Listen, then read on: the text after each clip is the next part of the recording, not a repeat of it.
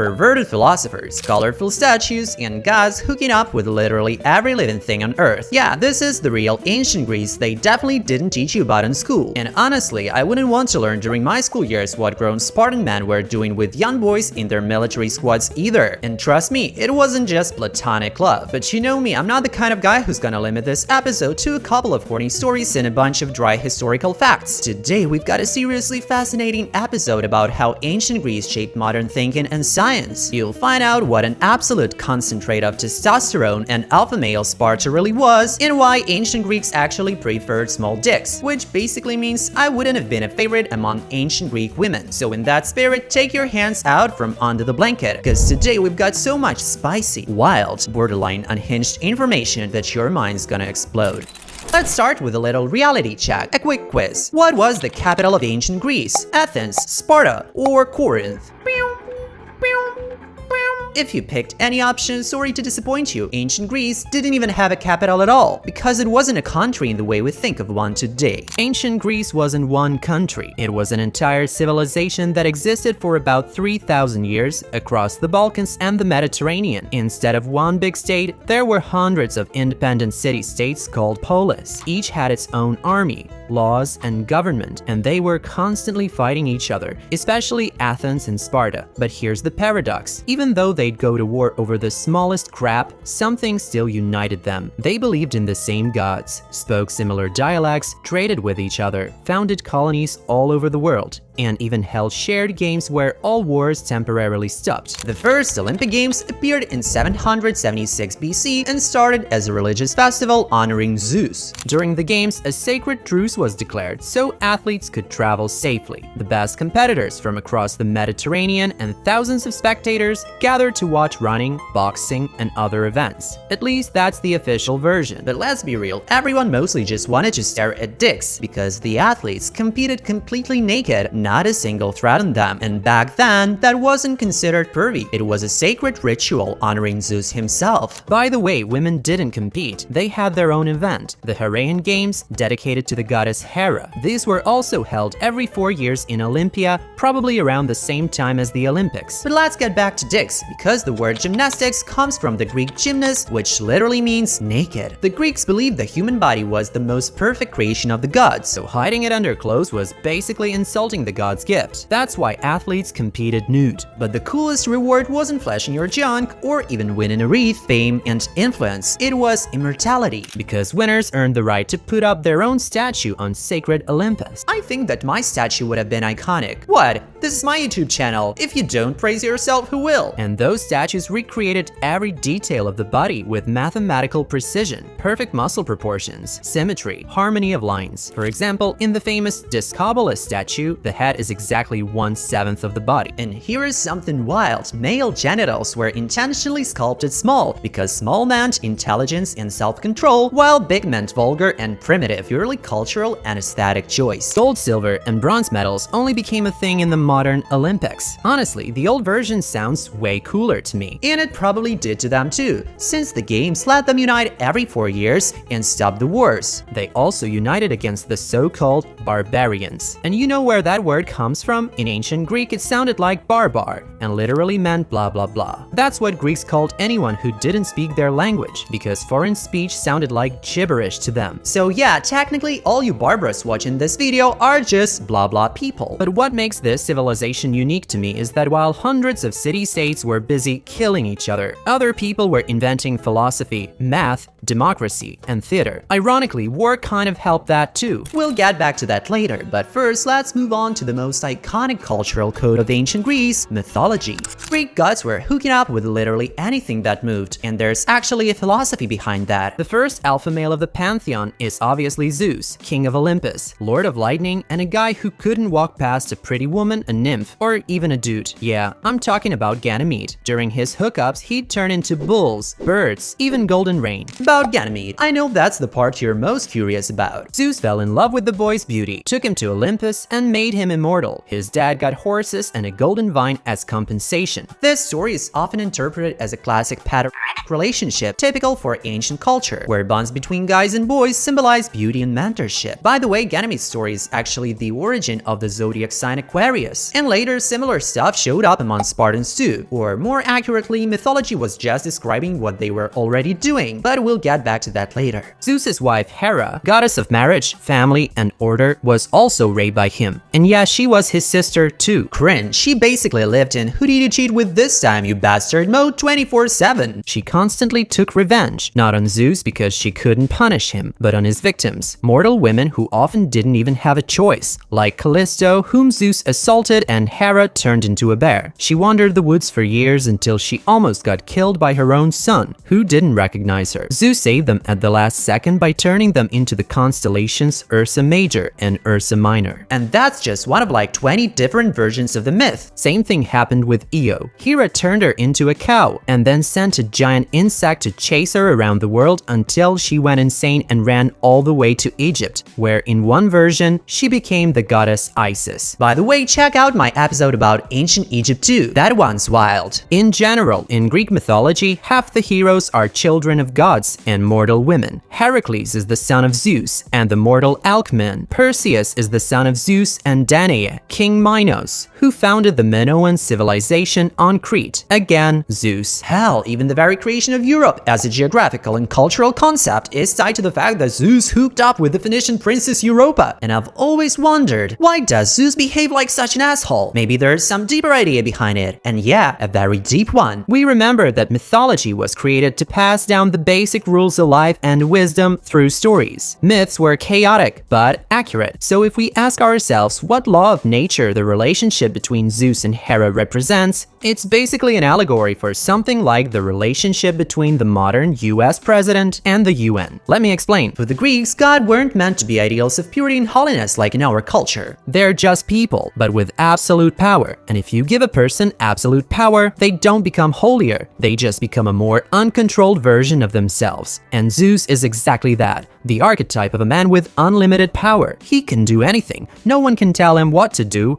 Nothing can be forbidden to him. He's not some kind of compassion dude who cares about humanity. He's a regulator of force who does whatever he wants, even if that includes violence, betrayal, or despotism. And Hera isn't just a jealous, crazy wife. She represents the institution of marriage and law, a system that can't punish the real source of the problem and instead takes it out on whoever it can, which, honestly, sounds very modern. The world runs not on kindness or justice, but by strength, balance of power, and the ability of the strongest to impose their will. By the way, if we're talking about power and gods, it's worth mentioning Hades, the god of the underworld, who modern cartoons like Disney portray as some kind of devil, a dark evil force that schemes and tempts people. But in real Greek mythology, that's Zeus's job. Hades is almost the opposite. Hades is quiet, straightforward, functional, and basically doesn't lie. He rules the realm of the dead not because he's evil, but because someone simply has to do it. It's not about malice. It's about the inevitability of death and accepting that everyone eventually ends up in his domain, no matter who they were in life. The Greeks didn't see Hades as an enemy. They saw him as part of natural order. That's why they barely built temples for him or made sacrifices. You don't need to appease him. He just does his job without interfering in the affairs of the living. But the other gods were worshipped through temples, sacrifices, festivals, and rituals. The Greeks genuinely believed that God actively interfered in their lives, so they constantly had to be appeased, asked for help, and consulted before important decisions. And that's where oracles appear, places where gods literally spoke to people through priests and priestesses, giving prophecies, advice, and warnings. The word oracle comes from the Latin oraculum, meaning prophecy or prophet. So when we say the Delphic oracle, we mean the temple of Apollo at Delphi and the specific predictions delivered there by the priestess named Pythia. Delphi is located in central Greece on the slopes of Mount Parnassus. It's one of the most beautiful places on Earth, and the Greeks believed this was where the Omphalos, the navel of the Earth, the center of the world, was located. By legend, Zeus released two eagles from opposite ends of the world, and they met exactly at Delphi, proving it was the geographical center of the cosmos. And the sacred stone, the Omphalos, that stood in Apollo's temple was supposedly the same stone the goddess Rhea gave Cronus instead of baby Zeus,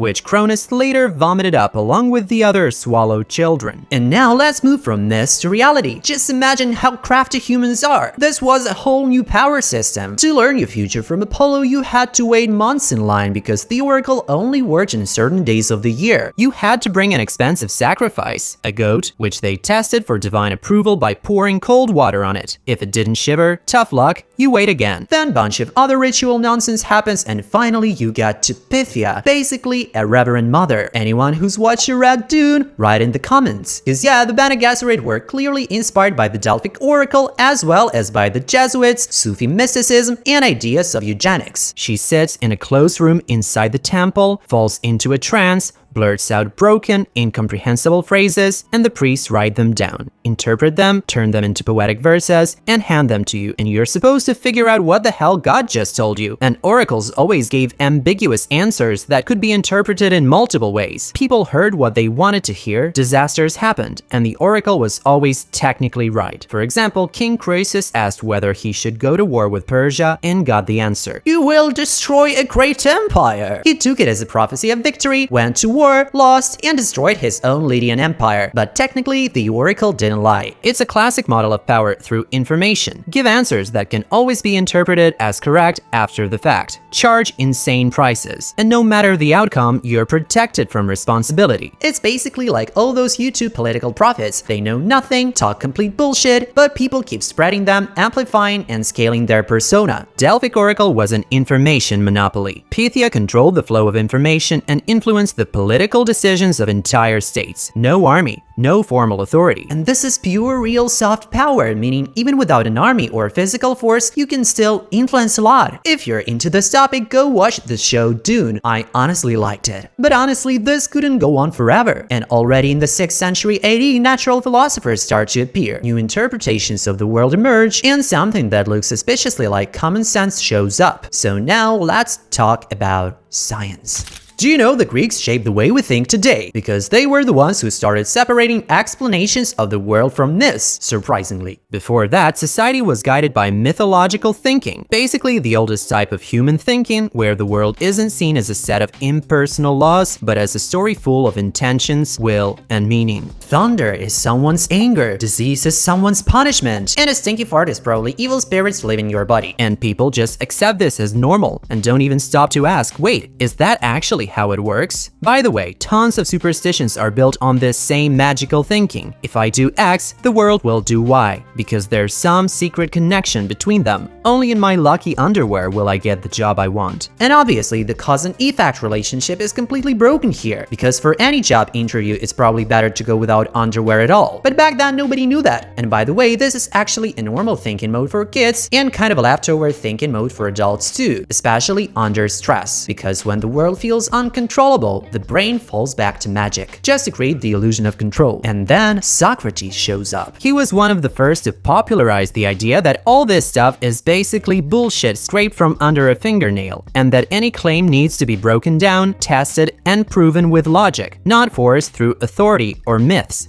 And it was hard, because rational thinking is like an upgrade layer that actually requires effort. Socrates stopped taking the world for granted. Not like, this is a microphone, this is TWOMAZAR speaking, I hear him, done. Instead, he asked, why do I hear him? Why is the screen lighting up my face? Basically, he taught ancient Greece to ask questions. He simulated critical thinking by literally going out into the streets and asking people simple questions. Not like, how much should a man earn? But stuff like, what is justice? And then Socrates would relentlessly annoy the hell out of a person with leading little questions, until, by the end, they ended up contradicting themselves completely. Obviously, people got pissed off, so a bit later, he was sentenced by an Athenian court for impiety and forced to drink poison hemlock. Ancient Greek cancel culture. But the interesting thing is that in dialogue, Socrates wasn't trying to prove the opposite side wrong. He approached conversations with the idea, I know that I know nothing. We have a problem, and we can search for a solution together. By the way, the Socratic method is still heavily used today in psychology and psychotherapy, especially CBT. And it actually works pretty well. Fun fact, we only know Socrates from Plato's dialogues because Socrates himself never wrote anything down. And this whole not writing things down tradition goes all the way back to Homer. Yeah, the author of the very first major literary works of European civilization, the creator of the Iliad and the Odyssey, Homer, couldn't write because he lived during the Greek Dark Ages when writing basically didn't exist yet, but oral tradition did. People who memorized and passed down myths and legends, and obviously created new ones, were called aoides or bards, and while telling stories, they played lyres and kytheras. Homer was exactly that kind of bard, but Plato was kind of nostalgic for those times, when people hadn't yet degraded from all this constant writing, because writing, according to him, is poison for memory, so everything should be remembered. I think if Plato came back to life and saw you using the iPhone calculator to subtract 17 from 39, he'd either die again or kick you out of his university. Yeah, the first university in Europe, which existed for almost 900 years and was founded by him. Above the entrance, according to legend, it said, "Let no one ignorant of geometry enter." So yeah, most likely you and I wouldn't get in anyway. It was Plato who introduced the idea of platonic love. I'll tell you more about that very soon in the section about Spartan conditions, little boys, and banquets. Basically love for the soul. Although in ancient Greece, platonic love didn't mean no sex in the modern sense. But let's move from sex back to math. You say. Pythagoras, I say. Plato didn't personally know Pythagoras because the guy lived 100 years earlier, but he was heavily influenced by the Pythagoreans, who, in my opinion, were basically a straight-up cult. At some point, this uncle cult leader declared that everything is numbers, gathered a school of followers, made them write everything down, while he himself wrote nothing. It was a closed community with weird rules, where newcomers first had to stay silent for 5 years and just listen. And at any moment, people could be kicked out for revealing the cult's number secrets, which is exactly what happened to Hippasus of Metapontum. At that time, everyone believed everything could be rationalized and described with rational numbers. Rational numbers are the ones you can write as fractions, like 3 is 3 over 1, 2 is 4 over 2. They don't give you an endless remainder. That's how the Pythagoreans mathematically explain music. If you take a string and cut it in half, the pitch goes up exactly 1 octave. If you divide it in a 2-to-3 ratio, you get a fifth. But Hippasus' discovery shocked them. He found an irrational number, one that can't be written as a fraction of 2 integers, one that gives you an infinite remainder, like the square root of 2 or pi. And for that, according to legend, he was either expelled or drowned for revealing this secret. Pythagoras genuinely believed that the world and beauty are all mathematics, and also that his soul had lived in other bodies before. There's even a legend that he once forbade people from beating a dog, because he recognized the soul of a friend inside it. Dude, Pythagoras, you shouldn't beat any dogs, no matter whose soul you think is in there. He and his followers also didn't eat meat, didn't wear wool, and didn't eat beans, because beans were considered mystical and connected with death. His school became such a powerful political force that around 500 BC, anti-Pythagorean uprisings started in many cities of southern Italy, and the houses where they gathered were burned down with people still inside. And the Pythagorean theorem probably isn't even his, because it was already known in Babylon and India thousands of years earlier. There's a version that Pythagoras died while fleeing enemies, because he refused to run across a bean field. But most likely he just died naturally after 80 years. And then, more than 1,000 years later, all these ideas evolved into modern science, with experiments, verification, and distance from metaphysics. But let's talk a bit more about what science looked like back then. And it was actually pretty damn impressive. How would you measure the length of the equator without Google or a phone? Pause this video, think about it, write in the comments, and meanwhile, I'll tell you how they did it in ancient Greece. Once, some crazy Greek with a stick claimed he could measure the entire Earth without even leaving the city. And you know what? He did it with 98% accuracy, using only a shadow, geometry, and what looks like a psychiatric diagnosis. But we are not judging here. Well, maybe just a little. That's Eratosthenes. And in the 3rd century BC, he noticed that at noon on the summer solstice, the sun lit up the bottom of a well in Scene with no shadow at all. While at the same moment in Alexandria, 800 kilometers north, a stick cast a shadow at a 7-degree angle. He used simple geometry and calculated that 7 degrees is about 1/50th of a circle. So if you multiply the distance between the cities by 50, you get around 40,000 kilometers, which differs from the actual circumference of the Earth by less than 2%. Let's move to roughly the same time, but to Sicily, where where, according to legend, Archimedes, the main genius of antiquity, is sitting in a bath wondering whether the jeweler cheated King Hero by mixing silver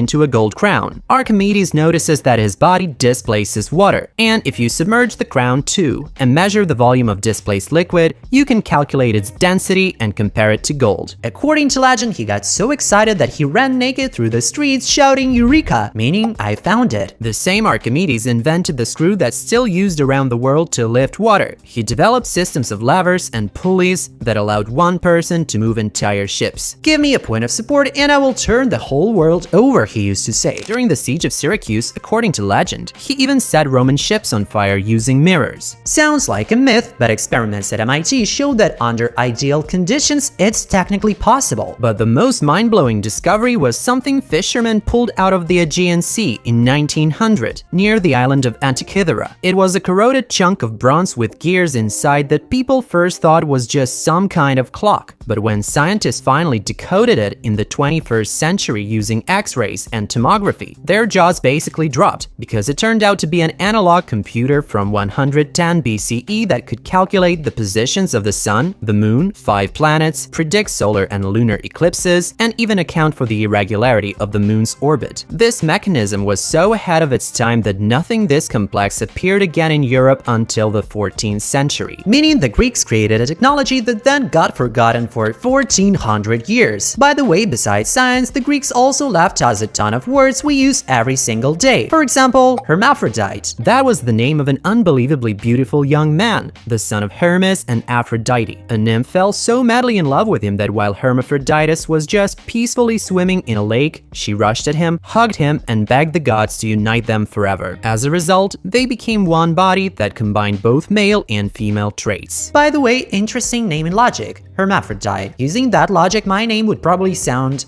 Andranya. And as you know, erotic, from Eros, the god of passion, panic, from Pan, the god of forests, shepherds, and wild places, Panacea, the daughter of the god of medicine, meaning cure all. And hermetic is a bit more complicated, but it's still connected to Hermes. I think that's enough science and philosophy for today, so let's move on to the really interesting stuff: pederasty, Spartans, and banging. Sometimes ancient Greece is imagined as this golden age of civilization, everyone beautiful, educated, highly cultured. But what did the first democracy actually look like? Let's break it down. Population of Athens back then was around 250,000 people, and a third of them were slaves, mostly barbarians captured during wars, raids, and piracy, then enslaved and forced to work. Roughly speaking, slaves fell into 3 groups: domestic slaves, skilled/professional slaves, and mine slaves. And the last group had it the worst because they mined silver ore, which was basically the foundation of Athenian wealth. These slaves barely saw the sun. Before dawn, they were already descending into narrow, suffocating tunnels with almost no air. In Lorient, archaeologists found thousands of tight mine galleries so small that adult men couldn't even work there, which strongly suggests child slaves were used because they could squeeze into those spaces. So much for high ancient Greek culture, huh? Carrying the ore on their shoulders, slaves crawled back up, sorted it, smelted it in furnaces to separate silver from impurities. Smoke, heat, toxic fumes everywhere. Some people survived these jobs for only 2 weeks. But thanks to this system, Athens could afford a fleet, wars, luxurious festivals, and long philosophical debates about life, the universe, and everything else. Life was much better for slaves in pottery or weaving workshops. Some were even trusted with serious financial operations. Imagine that, there were literally slave bankers. Even the police in Athens were made up of slaves. Some highly skilled ones could actually earn enough to buy their freedom. Favorite slaves were taken into the household. They carried water, cleaned, took care of children, ran errands, accompanied their masters. Many could live with their families, have their own money, and walk around the city independently. Almost a normal life, if you ignore the fact that sex between masters and both female and male slaves wasn't rare at all. Slaves were seen as property, so their sexual use, including anal penetration, was considered the owner's right, with zero moral or social limits, and wasn't shameful for the active partner, unlike relationships with free boys. But we'll get to that later. Often, enslaved people were granted freedom after their owner's death, written into the will. Barbarians and former slaves could become free, but never full citizens, meaning they couldn't vote. They became metics. Metics were neither citizens nor slaves. free residents of Athens. They also made up about a third of the population, immigrants from other Greek cities or foreigners. They could own workshops, trade, practice crafts, even become rich and influential, but they had to pay taxes and serve in the army when needed. Similar systems existed in other Greek city-states, except Sparta. In Sparta, everything was completely different. Fun fact: basically everything we know about Sparta comes from legends written down 5 centuries after its founding, because Spartans weren't interested in recording their history. They didn't reflect much, didn't build theaters, didn't care about science. Spartan society had 3 groups. First were the homoioi, the full Spartan citizens, men of proper birth who completed military training, served the state, and owned land worked by helots, their slaves. Helots had 0 rights and did the hardest physical labor, while other Greek states, after abolishing debt slavery, considered enslaving fellow Greeks shameful. Spartans had no problem conquering locals and turning them into helots. And unlike elsewhere, these slaves belonged to the state, not private owners. Each Spartan family received land along with helots, who worked from sunrise to sunset, farmed, raised livestock, did all the dirty work, basically feeding the entire Spartan war machine. Here's the crazy part: there were 10 times more helots than Spartans, 1 master to 10 slaves, so Spartan authorities lived in constant paranoia about uprisings and created the Cryptia, basically a secret police force that hunted down potential helot leaders and killed them preemptively. And the dumbest part, every year Spartans officially declared war on their own slaves. Know why? To legalize killing them, because if it's war, killing the enemy isn't a crime, it's heroism. Even with all this terror, helots still kept trying to revolt. Spartans were so scared to leave their city unguarded that they couldn't go on long military campaigns, fearing their own slaves would seize power while the army was away. There were also the perioikoi, free people doing skilled labor, blacksmithing, pottery, crafts. Everything that required expertise was on them. They could own land in settlements around Sparta and had some autonomy, but 0 political rights. Instead, they paid taxes to support the Spartan army. So who handled culture, art, philosophy, science in Sparta? No one, because knowledge there was purely utilitarian. Reading, writing, military tactics, music for rituals, philosophy and literature didn't develop at all, because they were seen as luxury that softened character and made people weak. So you reap what you sow. Now you get why Sparta wasn't just a society of warriors. It was a state built on constant fear, terrorizing its own slaves and rejecting everything that makes life more human. Sparta was kind of messed up, let's be honest. Just maybe not the way modern stereotypes make it look. Let's start with the kiddos. Weak newborns in Sparta were not thrown off cliffs. That's a myth and straight up nonsense based on a single mention, written 5 centuries after the events. They weren't that cruel. They just left weak babies outside to die in the open air. Totally normal, humane treatment. But if you understand the customs of that time, it actually wasn't anything unique. It was pretty standard practice across all of ancient Greece. Infant mortality in general was insanely high. Only about half of perfectly healthy kids made it to the age of 5. So babies born with disabilities were often abandoned immediately. As brutal as that sounds today, people simply didn't want to spend scarce resources on them, and the chances of treating anything were close to 0. So Sparta wasn't really different from other city-states. But there was one catch. In Sparta, it wasn't the parents who decided whether a newborn would live. It was the elders, meaning kids belonged to the state first, not the family. In Athens, for example, the father decided alone. After birth, the baby was placed at his feet. If he picked the child up, it meant acceptance into the family. If not, the baby could be exposed, taken outside the house, and abandoned. Sometimes other people would take them in and raise them, often as slaves. Not rarely, parents kept boys and abandoned girls, and Athenian children weren't born only to wives, but also to slave women. Those kids never got a citizen status. Even if the father kept them, they became his slaves. In Sparta, children from Spartan men and helot women weren't rare either. These kids weren't even expected by the council, because standards for slave children weren't exactly high. The more, the better. Although ironically, strong and healthy slaves were also dangerous, because they could lead a rebellion. And now we get to a ghost agoga. Spartan boys who managed to survive until age 7 were taken away for state education, the agoga. Agoga was a brutally strict system designed to turn boys into warriors. They lived in barracks with adult warrior mentors and ate very little on purpose, so they'd learn to endure hunger. Food was intentionally scarce, so they had to figure out how to survive. Stealing food was allowed, but if you got caught, you weren't punished for stealing. You were punished for being bad at stealing. The idea was to teach cunning, resourcefulness, and survival skills. On top of that, they trained daily, running, wrestling, weapons, and getting used to pain and cold. And yes, Spartan boys trained naked during the agoga. Totally normal for Greek athletic and military culture. It was supposed to build toughness, discipline, and show off physical strength. Basically like the Olympics. Collectivism was also crucial. Spartans had to act like one unit. The agoga didn't just raise a soldier, it raised a citizen loyal to the state, ready to sacrifice everything for the group under any circumstances. And now, we've reached the climax of today's episode. They definitely didn't teach you this part in school. Same-sex relationships in ancient Greece weren't seen the way we think of them today because the concept of sexual orientation simply didn't exist. Instead, everything was based on status and age. For Greeks, it wasn't about who you slept with, it was about what role you played. The active role meant power, status, adulthood. The passive role was accepted only for a young boy and only temporarily, until he became a full adult citizen. Hair even mattered. A boy in the passive role had to be beardless, smooth, with no visible body hair, because body hair was basically symbol of manhood. Once your hair appeared, that meant you were an adult now. Game over. If you kept acting like a boy, it became a complete disgrace. Some guys even removed hair on purpose, plucking it, burning it, shaving, just to look